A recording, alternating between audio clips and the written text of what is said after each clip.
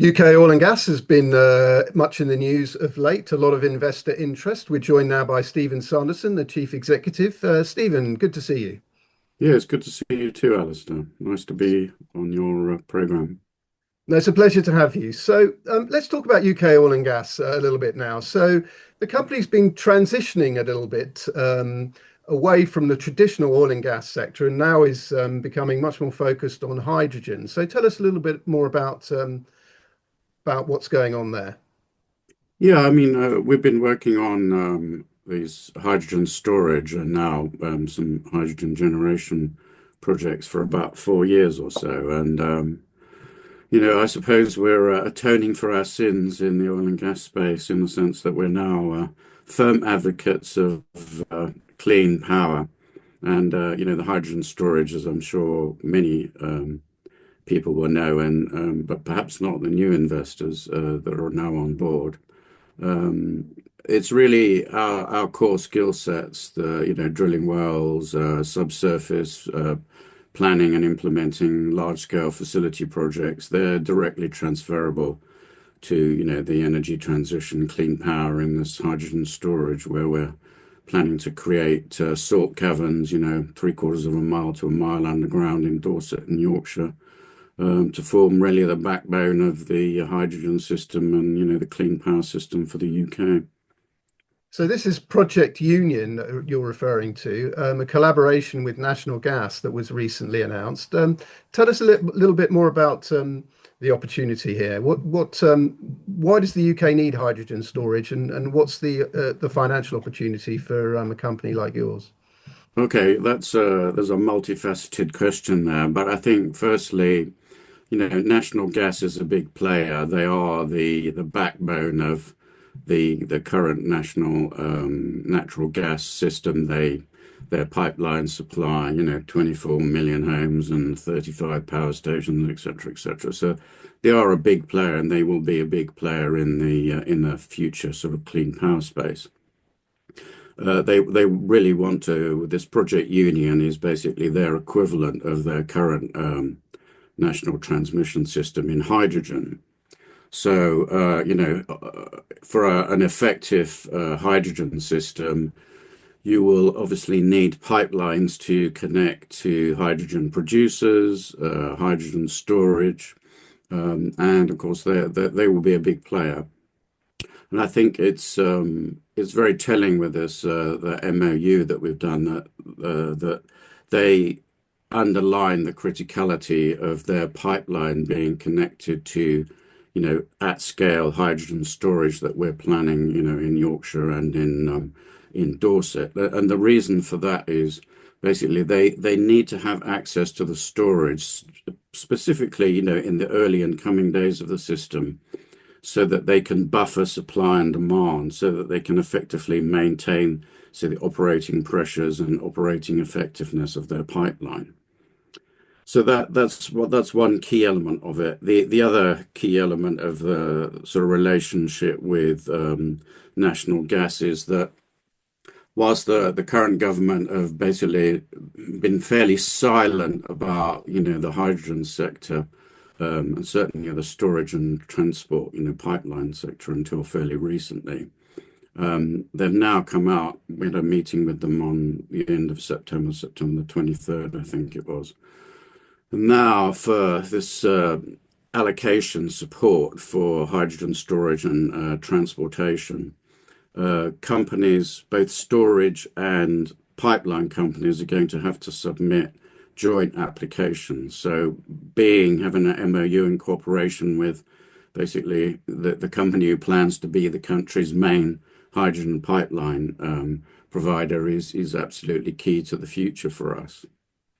And there's another point as well, in the sense that the Project Union, the first phase of that, which is due to sort of come into operation around 2032, the collaboration means that pipeline system is going to be the first phase of it will be in East Yorkshire and Teesside, and that pipeline will either come to or very close to our Yorkshire site, And National Gas also see our South Dorset site being the only major sort of hydrogen storage node in the south of England as being absolutely critical for them to extend Project Union sort of first phase from the sort of the north into the south of the UK.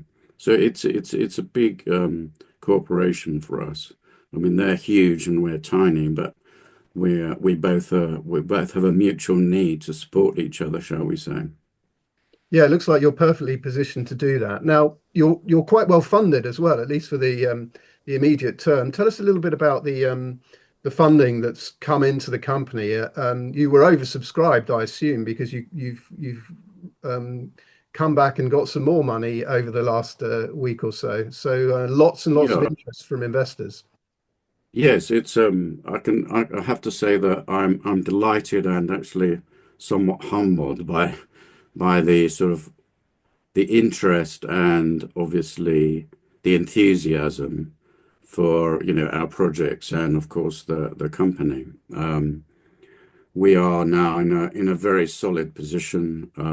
This funding really will strengthen our applications with the government for revenue support for one hydrogen storage project. It's going to enable us to do.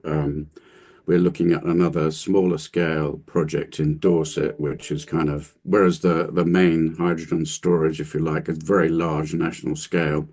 So that's kind of top down with government support. What we're looking at is also building hydrogen sort of demand in Dorset, kind of from the bottom up. We've got a industrial user there who's very well known name in Dorset. They have quite a lot of natural gas that they use, and they want to convert to hydrogen. And we're also talking with the council there about putting a site on council land as well. So that will, that money really puts us in a very good position for the coming years, frankly. It's I suppose if someone had told me that we would resume trading and be able to raise 4.5 million, I would have thought that was an interesting thought. But yeah, I mean, we had a lot of demand for it, which is encouraging. I think the projects are themselves very real, and I think the other thing to point out is that whilst government has been a bit woolly until recently, in the last sort of 3 weeks, the picture has really started to crystallize in the sense that they've now issued the sort of eligibility criteria for the hydrogen storage and also hydrogen transport pipeline allocation rounds.